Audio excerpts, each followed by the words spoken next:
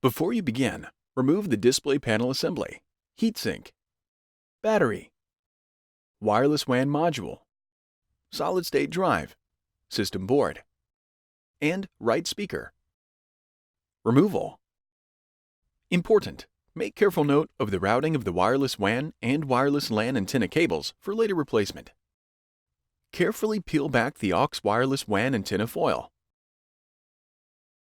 Remove the aux wireless WAN and aux wireless LAN antenna cables from the routing channel on the display enclosure.